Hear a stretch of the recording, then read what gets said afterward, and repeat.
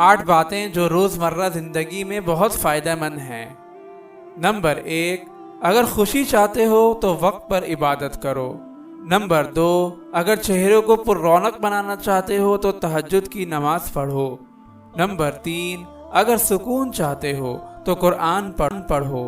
Number 4، اگر صحت چاہتے ہو تو روزہ رکھو۔ نمبر 5، اگر مصیبتوں کا حل چاہتے ہو تو استغفار کرو۔ نمبر 6، اگر برکت چاہتے ہو تو درود شریف پڑھو۔